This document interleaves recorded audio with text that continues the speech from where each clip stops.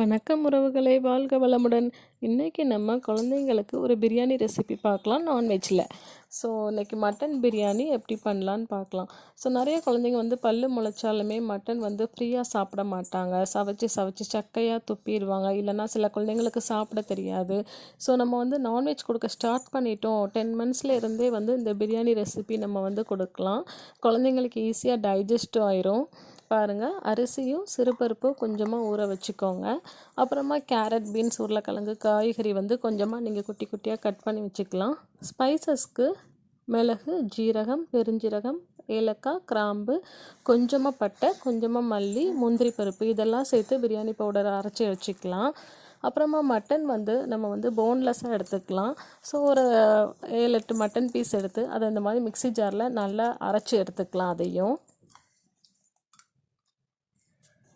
பாருங்கள். இப்போ ஒரு குக்கரில் நம்ம நெய் போட்டுட்டு கொஞ்சமாக கருவேப்பிலை போட்டுட்டு ஸ்பைசஸ் லைட்டாக ஆட் பண்ணிக்கலாம்.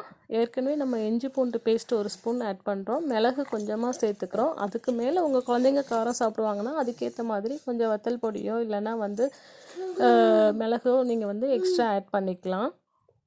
பாருங்கள், வெங்காயம், தக்காளி நல்லா வதக்கிட்டு அது கூட இஞ்சி பூண்டு பேஸ்ட்டும் 1 ஸ்பூன் போட்டு நல்லா வதக்கிட்டு பச்சை வாசம் போனதுக்கப்புறமா காய்கறிகள் நம்ம வெட்டி வச்சுருக்கோம் இல்லையா, நீங்கள் உங்கள் குழந்தைங்களுக்கு பிடிச்ச மாதிரி எந்த காய்கறிகள் வேணாலும் நீங்கள் யூஸ் பண்ணலாம் பிரியாணிக்கு. அதுக்கப்புறம் நம்ம அரைச்சி வச்சுருக்க மட்டன் பீசஸையும் வந்து நம்ம இதோட வந்து மிக்ஸ் பண்ணிக்கலாம். நீங்கள் வேக வச்ச மட்டனை கூட நீங்கள் அரைச்சும் யூஸ் பண்ணலாம். ஏன்னா நிறைய விசில் விட்டு குலைவாக தான் வைக்க போகிறோம்.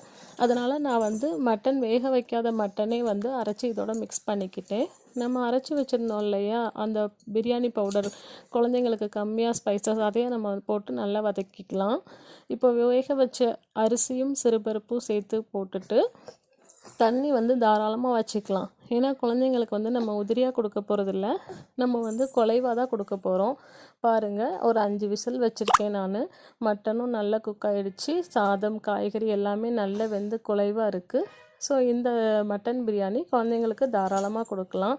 1 வயசுக்கு மேலே இப்படியே ஊட்டலாம்.